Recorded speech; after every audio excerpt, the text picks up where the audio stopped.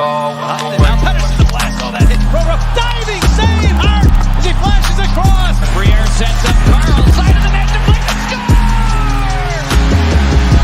Briere moving in. Stop. Cuts to the middle. Still has it. Shot! Score! Here's Hughes giving it across. Oh, save! Save by Maher! Got it to him. He's an angle. Short-handed mid. He scores! Up top, cruising is Provorov. He scores! Ivan Provorov! What is going on, everyone? Welcome back to the Fired Up Podcast. I'm your host, Amedeo and Grassia, along with my partner, Chris Maher. We are live streaming always on the Painted Lines, TTP Sports and Flyers Fan Mania 93. And if you can't tune into the podcast live, it will always be on Apple, Spotify, wherever you listen to your podcasts at. And breaking news from Chris Maher, he got a new mug before we started our podcast. Yeah, as soon as Amedeo goes, all right, I'm going to go live. I was like, oh, and I got a new mug. He goes, and then the intro starts playing. So that was funny. I kind of sat there and I was like kind of just laughing. Like, that was funny. Yeah, that was perfect timing too. I hit the live button and I'm like, Chris, don't you dare say something. Yeah, and then of course I said something. So probably all you see in the beginning as you open this is me put up my mug, and then the intro starts playing. So yeah, it's always weird when you start the live stream because it's it'll show if you don't do it quick enough, it'll show you like for a quick second, like even before it tells you a lot. It's a weird process, but yeah, I guess regardless on that, it's a nice mug. I'll give you that. It's it is. Yeah, mug. It is a nice. Yeah, it's a nice mug. Yeah. There you go. Oh boy, what a start to the afternoon, and hopefully, I know it's like a couple of days off from the weekend, but hopefully everyone enjoyed their 4th of July weekend. Whatever you did, went down the shore, just enjoyed your house barbecuing, watching some sports, Stanley Cup Finals, NBA playoffs, the Phillies pounding the Chicago Cubs. Hopefully everyone enjoyed your weekend. What is going on, everyone? What's going on, Ed? What's going on, Flyers card collector? It's a very hot day too. What is it like going up to 95 or something? It's I was just outside. It was let me look at the weather app here. 91. It's a little with some rain later from 4 o'clock on, but yeah. Brutal. It's supposed to be 93 is the high. Brutal. Tomorrow's gonna be 95. It's gonna be great. Yeah, you're not going to catch me going outside anytime soon until the weather calms down a little bit. I hate the heat. Yeah, 95, 90, and then low 80s, and then back up to 90s again. But yep, that's the summer for you. Yeah, that's basically what it is. And I guess going on some topics for today, we got Stanley Cup Finals, and thankfully Montreal won yesterday, and they pushed it to a Game 5 because honestly, I did not want to see a sweep. I want as much hockey as possible. Thank God Montreal did extend the series. And then you also got some more Flyers talk as usual. Seth Jones, Flyers could be one of the favorites for Seth Jones, and also something interesting that we could bring up a little later. Our own Tyson Quabell, he put out his final draft rankings for this year's NHL draft, so we can go over that. If you want to check that out, people. It's also on thepaintedlines.com, so everyone can go check that out. But we'll talk into that a little bit later. So what do you want to do, Chris? Do you want to start Stanley Cup Finals, or do you want to start Seth Jones talk? I was going to say we start Finals, but I also wanted to bring up the Blue Jackets goaltender. Just a quick thing for that, because that's just unbelievably sad, and it's just one of them things where it's like I don't really know how to describe it, but it's one of them things where like you never know when things like that can happen, and I can't even think of words to describe the things that the family and stuff are going through. So last night they did the tribute for them, the 80-second tribute last night before Game 4, which was really cool because he wore number 82, so they did an 80-second tribute for him wearing number 80. So that was really cool, and just a quick thing, and obviously rest in peace to him too, because it was it's so sad. It's such a traumatic thing that happened. Yeah, definitely. All the prayers and everything sent out to Kevlenek's family, his mother, the Columbus Blue Jackets organization. Like, that's just, it's another young athlete gone so soon, and it's just by a freak accident. Like it was something that was out of everyone's control, and it sucks to see. And like, I know it was like talked about, it was like a head injury that he suffered, but no, it was an accident from a firework malfunction, and it hit him in the chest. Yeah, they said it was a head injury at first from a fall. Then the autopsy came out, and they said it was a chest injury from a firework. So I know there's been some crazy stuff with fireworks with athletes. I know there's a guy on the Giants, Jason Pierre-Paul. He lost a couple fingers from a firework accident. Yeah. That was a couple years ago, right? I think so. Yeah. I know there's been some crazy stuff with that. I think he only has like 2 fingers left on his one hand. I think something like that. Yeah. I'm not entirely sure about that. I remember that story happening. I just don't remember how many fingers he lost. And honestly, I wouldn't blame the NHL if, like, for like out of due respect, like especially for the upcoming expansion draft, they like either they just hold out Columbus or they just like hold out the requirements for a goaltender, because I know like in that entire scenario, it's probably tough for the Columbus Blue Jackets to even like process that entire situation. And that's the thing. It's such a shame with, the Blue Jackets didn't have the best season and everything, and then they have this in the off season. It's like, oh my gosh, it's terrible. Yeah, and it's like I hate to tie it into this type of subject too, but it's like when you go in towards the expansion draft, I think Kivlenix was the guy that they probably would have exposed, because I think Lincoln's is exempt from the expansion, and Korpisalo, you would think would be the guy they would have protected. But now they're just in an entirely tough situation, and I wonder if the NHL will just, out of due respect, just have them not worry about a goaltender at all, which would probably be a nice touch for them just to not worry about it. Yeah. So we'll see as the days goes along, and let's see what happens. But same thing, all the prayers sent out to the Blue Jackets, Kivlenix family, and everything. It's just another athlete gone way too soon. But I guess to get into the brighter topics, we'll get into the Seth Jones talk a little later. But let's go into the Stanley Cup Finals, because just this entire finals at first, kind of a snooze, because you got Tampa winning 3 straight. They have a chance to clinch the Stanley Cup. I would say yesterday was probably the only exciting game out of this entire finals, because Game 1, Tampa basically dominated. Game 2, Montreal was the better team. Game 2 was a shit kick. Or Game 1. Yeah, Montreal in Game 2. They played us. They probably deserved to win, but Tampa Bay just keyed off of so many mistakes. Yeah, I mean, Tampa couldn't have played any worse, and they still won 3-1. So yeah, and then they got that crazy goal from Coleman with like 3 seconds left to put them up. Did that put them up by 1, or that they go up by 2 from that? I think it was up by 1. Yeah, if I'm not mistaken. Yeah, because that was the one game I missed all of. I saw bits of Game 3. I saw all of Game 1 and all of Game 4.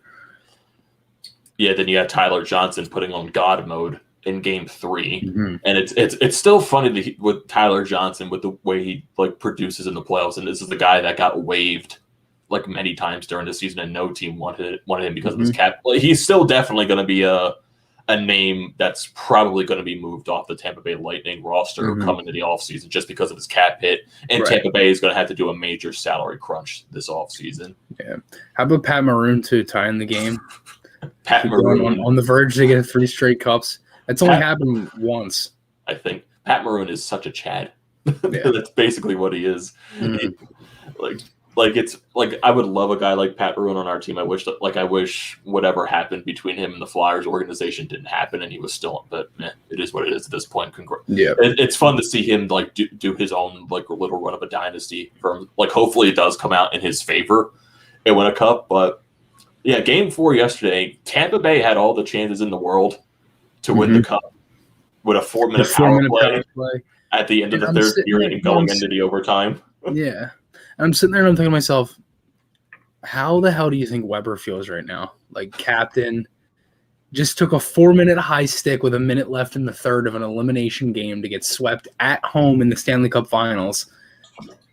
And he's like, dude, he's probably sitting there like, holy shit.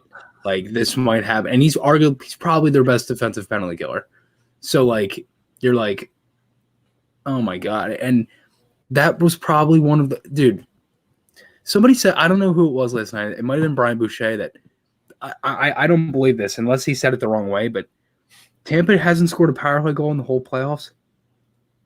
No. I was like, there's no way that.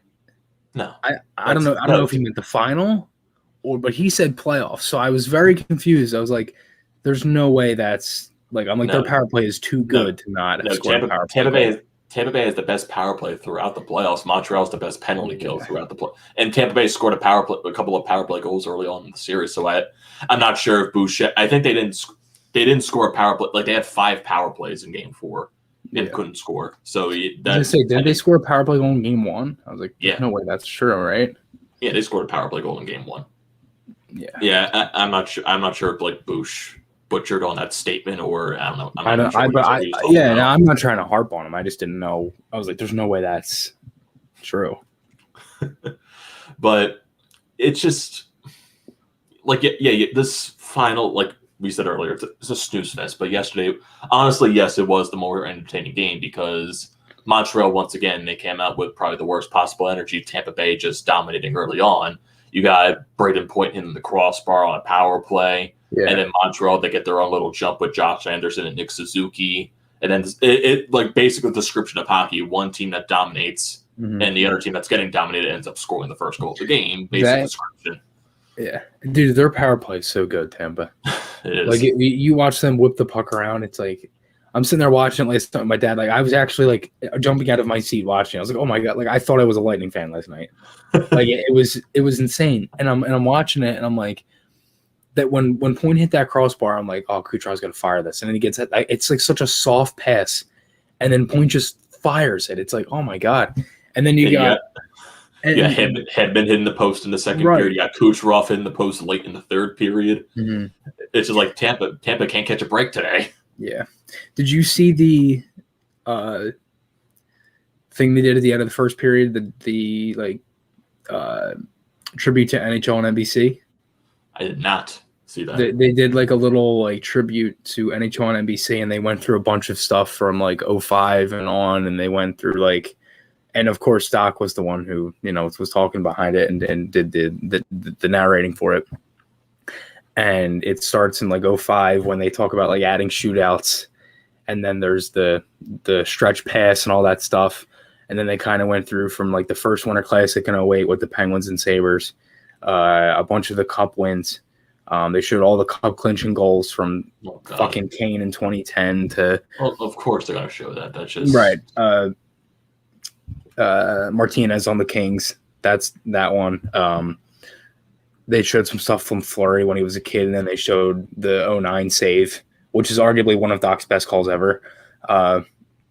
They showed so much stuff, and then I actually started crying watching it because they showed Layla from the Blues Cup run, and then they showed her and Colton Parayko. And I looked back, my dad's kind of tearing up too. and watch it. He'll probably deny it, but he definitely was tearing up. If you're watching this now, is he lying? Is he lying, Ed? he's probably downstairs working. He's like, this motherfucker. Like, but yeah, like it was like one of the coolest things they did was just have Doc kind of talk through the whole thing. And I sat there, I'm like, the fact that Doc isn't calling this game right now, which could be one of the last games ever, or it could be the last game ever on NHL and NBC. Like, you think they could just bring him out of retirement and do Game 5, do the last 3 games if they play them? Like, nah. It would be literally the coolest thing if they had him do the last game. It would be very cool, but I honestly don't see that happening. I don't think it'll happen either, but it will be awesome. Yeah, that would be, but yeah, he's enjoying his retirement, and I know ESPN announced like all the broadcast group for I think them. I don't think TNT announced their full. I know Kenny Albert and is going to be the main guy for TNT, but I know ESPN like they put like a bunch of like all their different analysts and play-by-play people. I think it was in a picture. I think it's on Twitter somewhere. I forget the specifics. I know Messier is going to be an analyst for ESPN. I know Bush is going to be on ESPN. So there's a lot of different people. I know Hextall's Ray Ferraro is too, I think. Hextall's cousin is going to be a play-by-play voice. So there's a lot of interesting people, a lot of well-versed announcers. So ESPN and TNT is definitely going to be something hopefully more enjoyable to watch, and hopefully it gets the ratings of the NHL up, especially in the United States, because that's something the NHL definitely needs. But yeah, just still with this game, it's just like I think about it. I'm just like, man, how does Tampa Bay come out in that overtime with 3 minutes on a power play and play that sloppy? Yeah, I know. I'm just That's the thing. Like I'm watching. I'm like, this is probably their worst power play of the night. I'm just like, how do you not? Okay, we didn't score in the final minute of the game. Okay, we still got 3 minutes of power play going into the start of OT. Mm-hmm. How are you not in the locker room? Okay, boys, we got 3 minutes to score a goal. Let's go out there and fucking win a cup.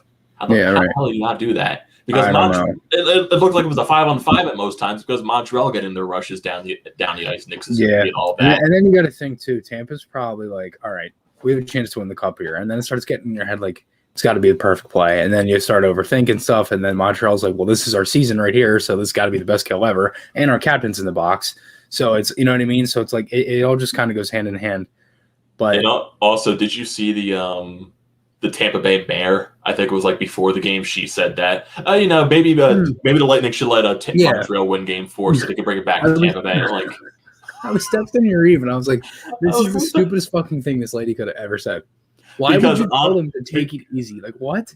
Because honestly, now game 5, I want Tampa Bay to lose just so it could shut her up. Mm-hmm. I want them to lose now. Just because, okay, you brought this upon yourself. I want the chaos to happen so you lose. Yeah. So the one thing I do want to bring it up here because it's on my phone. I want to go back to what you were saying with NBC or NBC and the ESPN. It's so basically everybody that they have, it's Mark Messier, Chelios, Ray Ferraro, Brian Boucher, Casey Campbell Pascal, Kevin Weeks, Ryan Callahan, AJ Malesko, Rick DiPietro, and Hillary Knight, and then Barry Melrose too.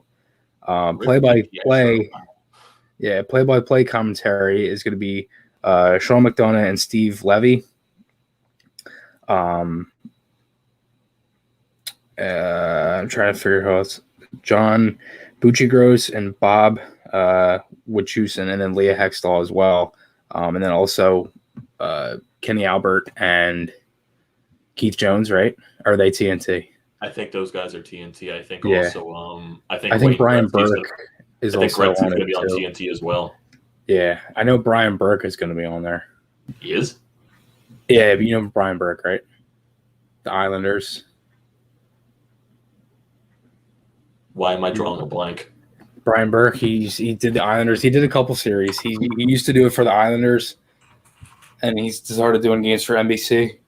Brian Burke, isn't he the Penguins president? No, there's another one, Brian Burke. Oh, there is. I am drawing a complete blank then, so I have no idea. Yeah, Brian Burke, the announcer. Or I might be thinking of somebody different. Am I? You might be thinking of I'm something not different. drawing a blank here, am I? Oh boy, this isn't good. Amedeo, I might really be effing this up. Chris Mayer exposed. Yeah, honestly.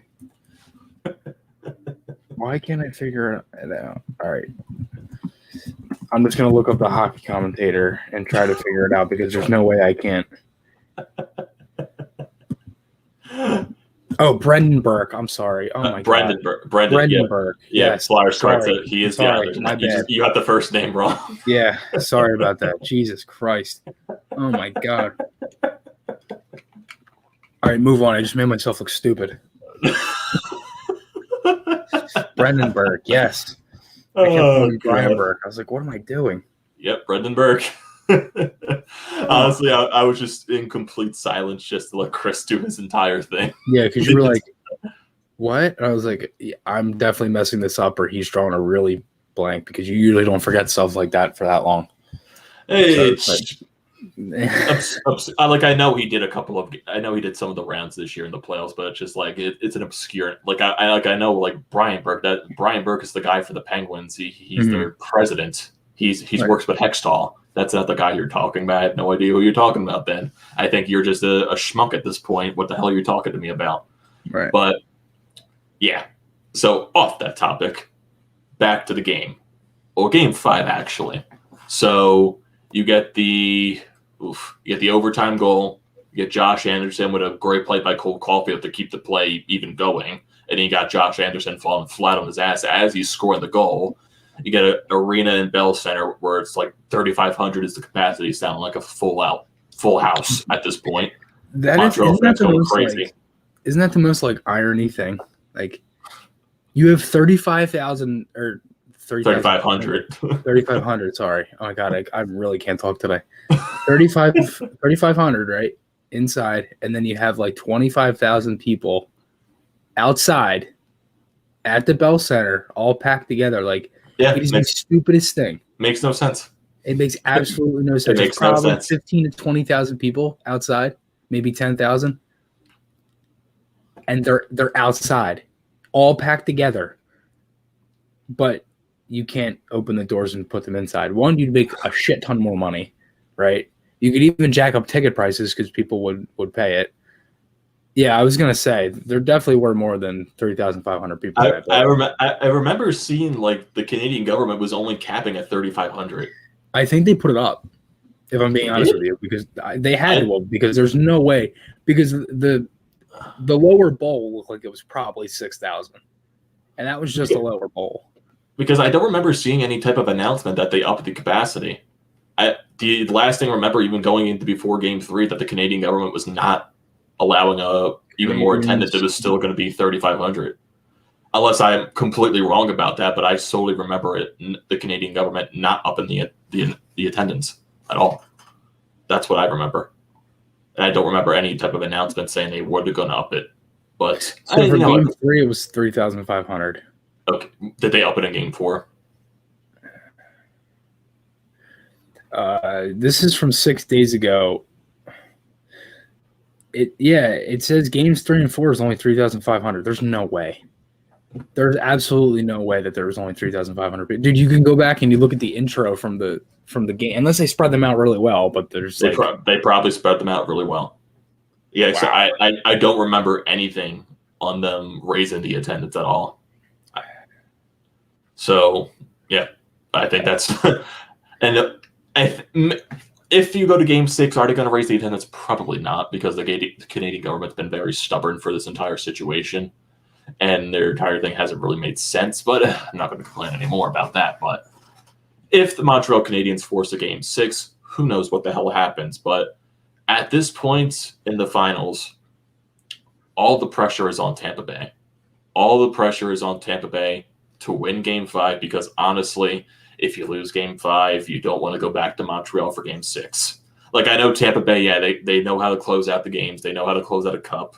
But you can't be. Imagine if it's like one of them Tampa things. And I know you probably think it's weird that I'm saying this because I watch Flyers, but like it's one of them things where it's like they win the cup and then they have a 3-0 series lead and they get reverse swept in the cup, and then they go back to like that final kind of choke thing. Could you imagine they did that? I don't think they will. I think they win it on the month, but like, oh my god, I don't think that's going to happen. I do think they win it at least six. But I think if you simulated this cup final from right now on 10,000 times, that wouldn't happen once. I think the probability might happen at least. Like, I think it's like one in like maybe it's probably a million. Percent. Yeah, it's probably like a 0.1% chance. But knowing EA Sports' NHL sim generator, Montreal probably reverse swept them probably like 5 straight times in a row. Because their original sim had them winning in 6. They did, I know that. Yeah. So you never know. EA might be biased towards Montreal. Never know. Dude, and speaking of like finals, did you see that tweet the other day that came out? And it was like this guy from like 2016. He put out a tweet. It was like Bucks Suns 2021 NBA Finals. Let's get Bucks in 6. It was like the craziest thing, and I was like, "How the hell?" It was from like I think it was from like August of 2016 or something. Man, he was probably really pushing for a Bucks Suns final, and Yeah. Okay, I need to think of an obscure date to have this final, so you never know. I might not be criticized for it eventually, and then somehow this guy eventually has it become true, which is hilarious. But Yeah, he was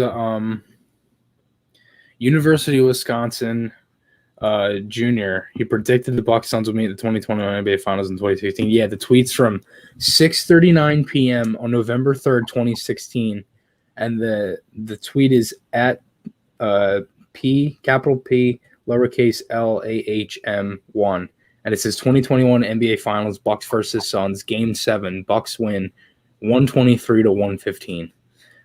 It probably was dug up because the guy had it pinned for forever, but it says 8,770 retweets, 5,795 quote tweets, and 27,200 likes.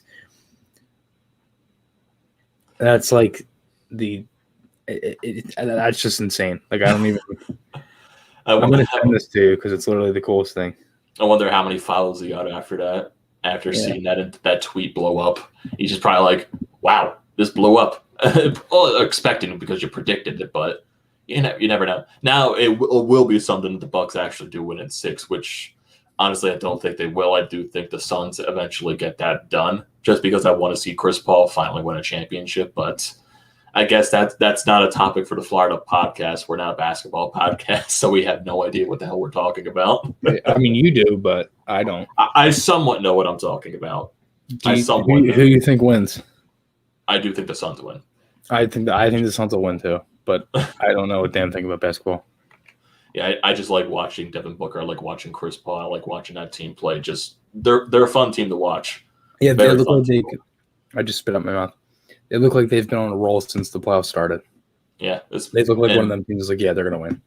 And right now, with the Bucks and Giannis being really questionable, I don't think he's gonna be playing Game 1. That's gonna be tough. He's hurt, right? He's hurt.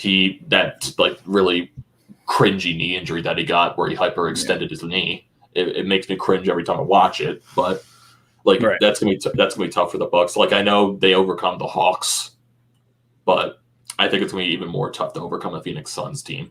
But back into the topic of hockey. Game 5, it's going to be Wednesday night in Tampa Bay. All the pressure is going to be on Tampa Bay to win the Cup. Montreal, they're a team that's taking it one game at a time. They have nothing left to lose.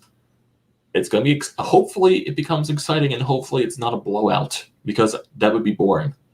I want to see excitement. I want to see a one-goal game. I want to see a game won in overtime. That's what I want to see. I want to see this series. I just don't want it to end. That's why I was so pushing for this game to not be a sweep. And thank God it wasn't. But hopefully, Montreal, I just want you to win it so I can go at least 6 games watching the Stanley Cup Finals. I don't want to be in 5. Because honestly, this series is shaping up to be one of the worst Stanley Cup Finals in history. Probably in a long time. I don't know. I mean, like for me, one of the worst finals was 2016, the Penguins and the Sharks. Oh yeah, that finals was so boring. Yeah, it wasn't really boring. It's like I don't know. I don't really ever think it's boring. It's just like it's just two teams you never really would think would be in it. But then again, once it happens, it's like holy shit, it's a Cup final. So it's like. You still get the excitement from the Cup final, but at least Nashville-Pittsburgh was more energetic. That was a great series because you had the games in Nashville where the crowd was absolutely electric. Mm-hmm. And like I know the Vegas-Washington series that went 5 games only, but that was finally seeing finals in the last 20 years. You're finally seeing Ovechkin win a cup going up against a team that was an expansion team. Yeah, that was one of the best finals in the last 20 years, in my opinion. I mean. I'd say if we had to rank finals, I'd say the top 5 from probably the last 20 years. I'd say 2001 with Bork is probably the best one. And this is literally in no particular order. I'd say 2018, 2014 with the Kings, probably 2007 with the Ducks. That was a good one. And probably 08. Wait. I thought you said 2007 every time you told me that was the worst finals you've ever seen. It is, but out of all the other ones, it's like it's still like it's good, but it's not. I don't know how to describe it. It's like when I look back and I compare it to the other ones, it's not as bad. But when you look at, because so many of them are like rival teams with the Flyers. Like the Penguins won twice. 10 was against the Flyers. Fucking the Capitals was another one, but that's still a good one. I mean, but 07 wasn't that bad. You got I think about it. Look at it from not from a Flyers bias standpoint, because the Pittsburgh and Detroit series were very fun to watch. Those were amazing series. And I know, granted, the Chicago Flyers series, it didn't end the way we wanted to, but that wasn't the games in Philadelphia were fun. The games in Chicago were kind of either blowouts or just game one was like crazy. Yeah, game one was probably the only entertaining game in Chicago. I know game two, Chicago, I think it was a low scoring game. Game 5 was really not bad. Game 5 was like, wasn't like 5-2 or something? I think so. Then you have the 2011 final between Boston and Vancouver. That was fun to watch. Although Vancouver had so many chances to win the goddamn cup and it didn't. It showed. Yeah, it was 6-5 game 1, 2-1 game 2. Flyers won 4-3 in game 3, 5-3 in game 4, 7-4 in game 5. Yeah, there you go. So, yeah, that was the problem. I mean, if they were able to, if they had a goaltender, they probably could have won that cup. Probably, but Chicago was so good. Yeah, Chicago was all, but still, it doesn't matter if you have the hot goaltender, you can do anything. Yeah, because honestly, if look at if game 1 or 2 goes the Flyers' way, like you don't know how the series goes. Then, honestly, it makes me think if they even go to the Cup final if they have a healthy team. You know, it's just that how that season's written up. Like, and then when they fucking reverse sweep Boston, it's like, dude, how do you know what I mean? Like, nobody would predict this stuff. Yeah, but then it just turns into a story of what ifs. But at that point, it becomes it is what it is. And right now, we got to focus on this Flyers team, which is just it makes me want to pull my hair out. Well, Philadelphia sports honestly makes me want to pull my hair out. The Flyers are like a quarter of that. Then you got the Phillies, then you got the Sixers, then you got the Eagles. But the worst part about this game 1 is, as I'm looking at the score, the Flyers had the lead 1, 2, 3 times. It sounds like the Flyers this year. 1-0, 3-2, and 4-3, and then tied it, went down 5-4, tied it again, and then went down 6-5. That sounds a lot like the Flyers this year. Yeah. I mean, the first period, it was 3. After the first, it was 3-2 Flyers. There you go. Yeah. So we're going towards. So, do you think Tampa Bay wins Game 5, or do you think Montreal forces 6? Before we go into the Seth Jones topic, Tampa in 5. Tampa in 5. Yeah, but I wouldn't mind it because then if they did lose, then my prediction could still be right because they could still win in 6. So if I were to get one right, I'd like the games too, just to add that to it. But I would like the. Chris just wants his prediction right for once. Yeah, I don't think I had a single one right the whole playoffs. So you probably haven't a single one right in your entire career of predictions. You know what, Amedeo? Screw you. So you got Tampa. I honestly do think Tampa Bay does win in Game 5, but I would love Montreal to force a Game 6 just because I want the series to go on for as long as possible. But you never know what happens. That'll be Wednesday, so we'll find out then. So let's go on to the Philadelphia Flyers topic. Seth Jones, as always, is probably the main topic in Flyers country for the time being, until the Flyers eventually do make a move for something. But I think there was reports coming from one of the Columbus Blue Jackets writers from The Athletic. He was stating all the top teams or teams that have done their due diligence for Seth Jones, and he listed the 4 teams that are favorited to land Seth Jones or teams that can land the best offer for him. And those 4 teams are the Chicago Blackhawks, the Los Angeles Kings, the Colorado Avalanche, and the Philadelphia Flyers. Some of those 4 teams I could see making sense. The Flyers definitely make sense because they need a top-pairing defenseman. The Kings, they're a team that has a lot of young talent. They still have a lot of their veterans that are at the midst of their primes, like Doughty, Kopitar, and they have a young goaltender in Pettersson, so they can work something there possibly to get a Seth Jones. They have a lot of pieces that they could trade off. Chicago is probably the team that I would say makes the least sense, in my opinion. I know they have the pieces that they can offer, but then you have the rumors about Duncan Keith, one and most likely to be traded to the Pacific Northwest. and a team you're most likely to hear in the rumors. You got Seattle most likely coming into the mix. A team like Edmonton could possibly he be traded to. Vancouver, I know, is a team in the Pacific Northwest, but honestly, that would sound like a Jim Benning type of move, trading for a veteran that makes that much money. That is a major decline, but it's weird with Chicago because you have. I can't see Chicago. They're trying to get rid of Keith. Why would they want to? Because didn't ownership also tell the fans that they were going into a rebuild mode too? Yeah. So why would you trade for Seth Jones? That's the part that doesn't. Like, I know you still have Jonathan Taves, you still have Patrick Kane. Those guys want to compete still. I can understand that entirely. Right. I mean, when you openly admit to a rebuild, I wouldn't really know if a guy like Jones would want to go there in his prime years of his career. And then the team is still very young. When he hasn't really been on a team that's going that far, and they're still not that good. Right. And also you have Taves and Kane making $10+ million, and whatever Seth Jones wants is his contract extension. Would you really want to tie up that much money between three players? Well, the thing is he's not extending. That's anybody. That's also the one thing that if the Flyers cannot get him to re-sign at any point, they're not going to trade for him. Yeah, Why would they give up? Why would they give up a trade like Konechny or Farabee or Myers or Sanheim, the first round pick, whatever prospect you want to throw in there? I don't give a shit. Because that's the thing. If he doesn't want to sign an extension, the price shouldn't be that much. Like, no, I'm not going to give up trade for him. Why would you even trade for him then if he's not going to sign? I'll give you the minimalist thing for Seth Jones because it's not guaranteed. I'll give you a first round pick for Seth Jones. That's it. Maybe I'll low to your prospect. But I'm not going to give you all this crap for a guy that's not even sure he's going to re-sign with our team.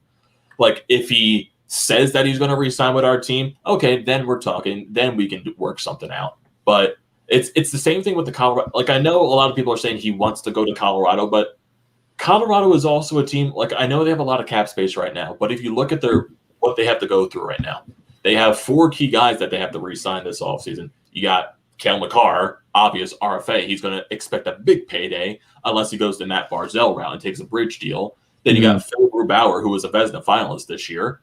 You got you got your captain Gabriel Landeskog, and you also got Brendan Saad. I don't think Saad's going to be that much money, but then you got your captain, who's most likely going to want to pay a raise. You got a goaltender that was a Vezina finalist; he's going to want to pay a raise, and you got Cale Makar, who's going to get a hefty payday as well. And then somewhere down the line when Nathan McKinnon's contract expires, imagine that payday. I know he also said he doesn't want that big of an extension or that big of money, but he's going to make more money than what he's getting right now. Come on, he's going to get at least 8, 9, 10 million. Right. Like, a guy Nathan McKinnon's stature, he can't be making less than 10 mil. Come on. Yeah. And that's the thing. It's like, if the Flyers are just going to try to get somebody like I keep seeing Adam Larson and like Savard, and I'm like, dude, like I don't want these guys. Like, if they're going to go and get somebody, then go and get somebody. Don't just fill the hole to fill the hole. Like Larson wouldn't be bad. If you want to add another defenseman, add another defenseman.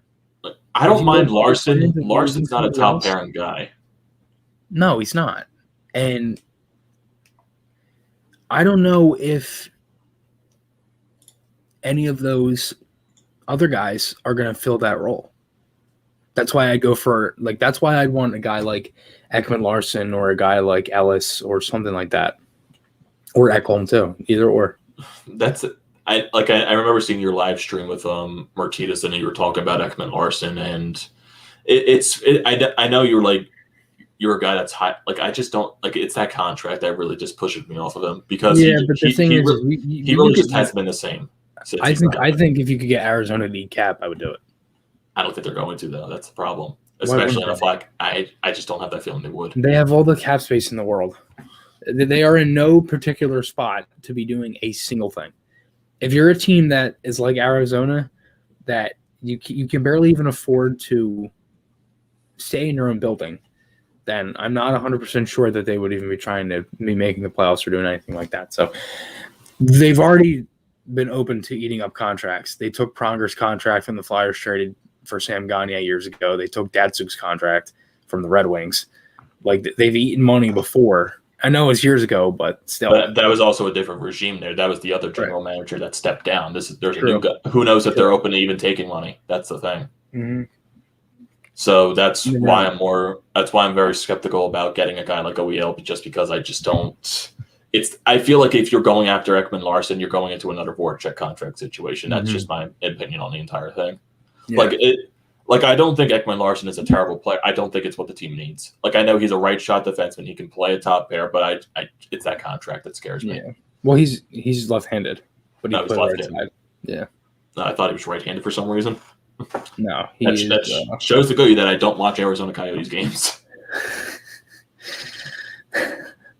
Yeah, he is left-handed, but he can play the right side. That's the thing. Because I'm trying to think of what are the I know you have Dougie Hamilton out there, but right now I'm more pro Seth Jones than going after Dougie Hamilton, just because Dougie Hamilton is not guaranteed. And do you want to pay that much? I know you should do your due diligence. You should go after Dougie Hamilton, but do you want to go after a guy, give him a 7-year contract, giving you a 7-year contract? Most likely that's what he wants at the money that he wants for a guy who knows if he's going to have that same production that he had with Carolina, and is he going to pan out here? Is he going to like the pressure that he's going to get from the Philadelphia fan base? Because Dougie Hamilton is a guy that didn't like playing in Boston, didn't like playing it or a Canadian market like Calgary, and he played in a very small market like Carolina. So that's something to think about too. It doesn't seem like he's really like that either. I mean, unless it's just the management or whoever who wants him gone, but that would be the stupidest thing in the world. So I have no idea. There was something that I just saw on Twitter that came out with Kiv Lennox. He was at his goalie coach's house when that happened. Oof. So it was like a just-in thing that came up on my phone. I saw it on Twitter and then I was on ESPN. But going back to what you're saying, Jones, I don't know. I mean, or Hamilton, sorry. Hamilton, I have no idea, because he's a guy that's if you look at him, and again, I've said this before, and I know you just said it too, but he didn't like Boston, he didn't like Calgary. I don't know if he would like Philly, and who's to say if it's all going to go right when he gets here? I don't think the one guy is going to fix this defense. Oh, no way in hell. As a collective unit, they got to be better, and that's kind of obvious, but it's what we're talking about with the Flyers and what they need to be fixed. Yeah. This is stuff that honestly can't be. They're trying to fix everything in one offseason, which honestly isn't realistic. You can't not fix necessarily everything. Because a lot of the things that they have to fix are fixable over a offseason period of time. If guys can get in shape, get better, and you have to hope, because it's the one thing they do is you have to hope that your guys are going to come in ready to play and that they're going to get better. You can't. I think it would be it would really shock me if guys like Myers and Sanheim took another step back. It really would. I can't see it happening again. I mean, I don't expect those guys to take steps back. Definitely not. But when you're at the point where you went into this upcoming season, or actually previous season, and Chuck Fletcher really. He signed Gustafsson, really didn't address the situation with Matt Niskanen. He probably expected those guys to take the next step. Do you honestly want to go into that risk again? I can understand I don't envy Chuck Fletcher's job at all, but I can understand going into that situation. Well, okay, I tried relying on the young guys to take the next step. I can't do that again, because Sanheim took a step back, Myers took a step back, Konechny took 10 steps back. The only guy that really took a step forward. I don't even really think Konechny took steps back. I don't understand why everybody keeps saying this. He was brutal, dude. He wasn't that bad as everybody was making it to be. People made it the guy was invisible. I know he didn't score in the playoffs, but that's the season before. And he had a bad season this year. As the guy, he wasn't great. Could he have been better? Yes, but everybody could have. The only guy who was actually good was probably Giroux and Farabee. Maybe Voracek. And even at times, they were bad. So, but I thought Konechny was okay. I mean, regardless of him not putting up points, I thought he still contributed. He was very good at times with that line when they put him with Gene Voracek. They had him there for a while when they were close to, and still kind of in the playoff push. But I don't really think Konechny was that bad as what everybody was making it to be. I get it. You know, he didn't score in the playoffs, and he was your all-star the year before, and then he did nothing. As I said, he did nothing in the playoffs, and then he kind of didn't have the best season. But I don't think it's time to give up on the guy or anything like that. I'm not saying I'm giving up on him either. I'm just saying he needs to be way better than what he is. That's my. He needs to go back to what he did previous seasons when he was an all-star. He needs to be that 25-plus goal scorer. He needs to be that 60-plus point player that we know he can be, but then he also needs to play on lines where he's going to get the puck, where he's going to shoot, where he's going to get points on the second line, the first line. But it's like it's not at that point where, like, no, I definitely don't want to get rid of Travis Konechny, but if the trade came to where you got a player that really helped the team and it made your team a lot better, like, okay, if Konechny is the guy that you have to get rid of to get this, like, guy that you really, really want and a guy that's really going to help the team, okay, I'm fine with pulling the trigger because you got to get rid of something to get something back. Mm-hmm. Yeah, and exactly. You have to give to get, and that's the thing. Yeah. I mean, but then again, you got to look for what's more bang for your buck, I guess. You can't necessarily just throw things out there. You know what I mean? Like, I don't want them to overpay, though. So I think they got to be smart with it. The Kraken just announced 2 of their assistant head coaches that Hackstall picked.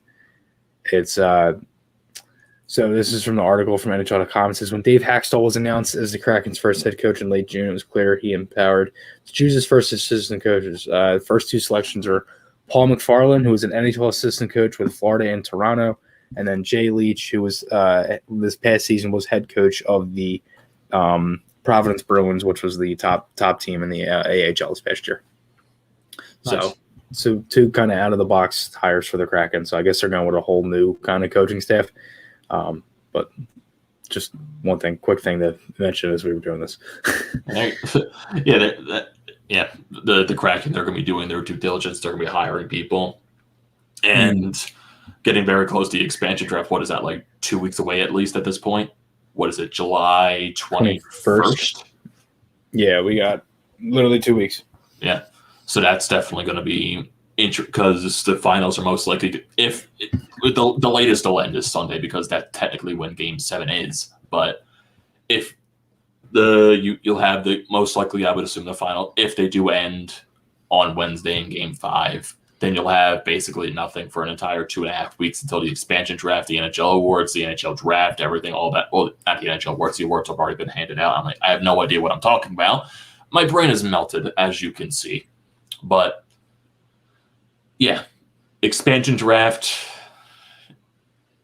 It's a weird. It's still like because my thinking about the expansion draft and all that with the Flyers offseason moves, it's like I'm trying not to get my hopes entirely up.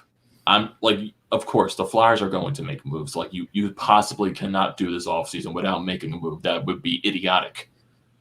And if the Flyers somehow did not make a move, I would want to burn that franchise to the ground because, you know, I would. Yeah. They have to make moves. They're going to be within I know all the rumors are stating Seth Jones is going to be traded by the draft, before the draft, on draft day, whatever happens. Something's going to happen. I think the Flyers are definitely going to be in the mix for one of these big names. Whatever it's going to be, I have no idea what's going to happen. Are we going to be disappointed? Are we going to be excited? I have no idea. At this point, we just take it day by day. Whatever happens, happens. That's all we can do at this point because we don't know what the Flyers are doing.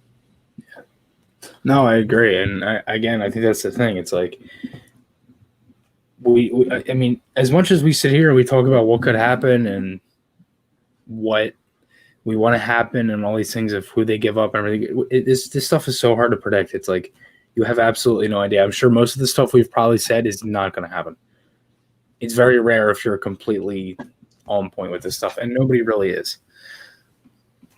Yeah, no one's right at all with their predictions. So getting off the Flyers topic before we end off the show, let's go into a little bit of some fun topics talking about the NHL draft coming up. Our good old buddy Tyson Quibel posted his final draft rankings for the upcoming NHL draft. So I'm going to bring my screen up currently. So if everyone can see it right there, we go. So This is the website for the Painted Lions. Definitely go check that out if you want to read it by yourself. So let's go over Tyson's rankings. I know, Chris, have you been keeping up with the NHL draft at all, with like your prospects and all that? Some of it, not too much. I know like the first round, but I've really got to start looking at some stuff for rounds two through 7, because there's really a lot that I got to start doing. Yeah, I don't think we'll go through this entire list, because when you're going down to like the top 30 at this point. Like we'll go like where the Flyers they select at 13, 14. So we'll look around up to that point where possibly the Flyers could land in the draft, and let's see what players they can get. But Tyson right now, let's start with his number 1 ranked prospect in the draft. He's going to go with obviously Owen Power. He's the number 1 ranked prospect in this NHL draft. And who knows? He did say that he's going back to Michigan. So most likely if Buffalo does select him, he's not going to be playing in the NHL this upcoming season. So that's probably Owen Power saying, "Get me the hell out of Buffalo already. I don't want to play for you." So, Chris, what do you think about Owen Power? That's probably hasn't already been said about him. Yeah, I think that would make a lot of sense. Power is. I watched him with Michigan. He's very good. He's more of like he's. It's hard to kind of describe how he plays. Like I can't really think of like an NHL comparable to him, but. And again, I don't mean that in any comparing him to that player. Like he's going to be that guy. I just mean who he reminds me of. There's just I remember from seeing him like Michigan State with York, and then looking at Power too. I mean, it's very similar the way that the two of them play. I know Power is bigger. He's what I can't read this thing. He's what 6'5". Yes, he is. Yeah, 6'5". I mean, he's bigger, but he can move the puck. He's mobile. Obviously, big body and everything. So, it would make sense if Buffalo were to take Power, but I don't know. I mean, they could probably because the thing is, we don't even know who's number 1. Like it's either Power, Beniers, or somebody else is what you keep hearing. So, I don't know, yes. But my guess would be Buffalo probably takes Power.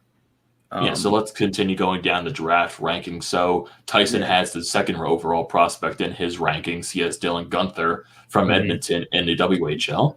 So I know he's like one of the top goal scorers in the juniors this year. So let's continue just going over this draft ranking, because I know, Chris, you're tight on schedule. So let's quickly go over. So he has his 3rd best prospect in his draft ranking, Luke Hughes, another Hughes brother, a defenseman for the USHL.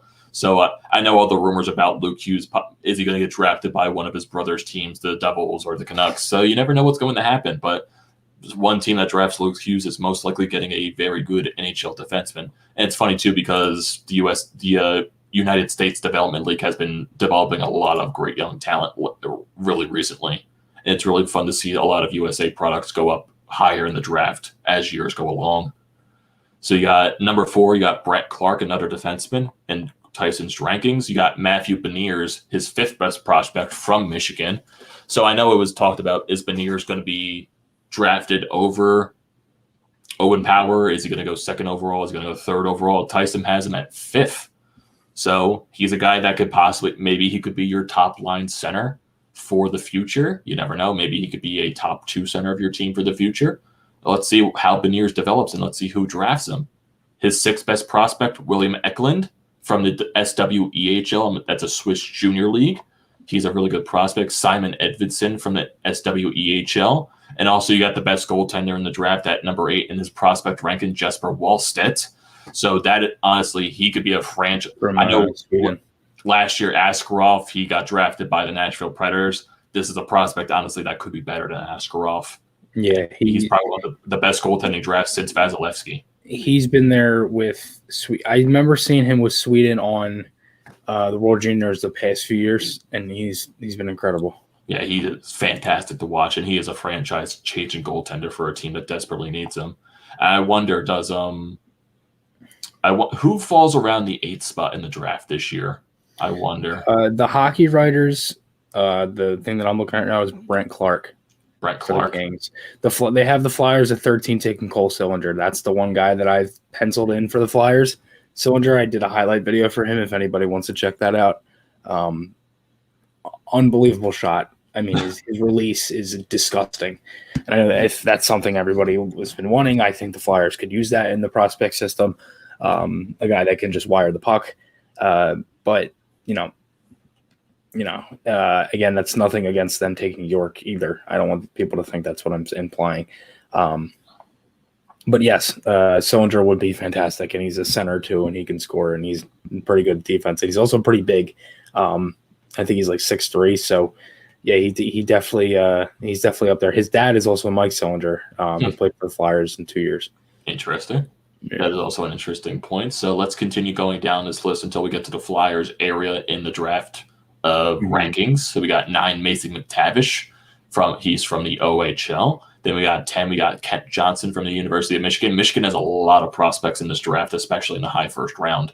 So Michigan getting a lot of representation. You got Chaz Lucius from the USHL at number 11. Then you got Cole Sillinger, what you just brought up, Chris, from the Sioux Falls USHL. And then we got 13, we got Matt Coronado from Chicago of the USHL. So that's around where the Flyers fall. You got Fabian Lysel from the SWEHL at 14. Then you got Mackie, I'm going to butcher this name, Samashkovich from Chicago of the USHL. So this too bad. That definitely wasn't too bad, if I do say so myself. I know at the start of these podcasts, I butchered so many names in a row, so I guess I did a good pronunciation there. But I know we're strapped for time, so I'm not going to go through this entire list fully, but if you definitely want to go check out Tyson's draft rankings, go on thepaintedlines.com. It's one of the latest articles that is posted on there, so definitely go and check that out. Definitely a great read for people that are interested in the draft rankings.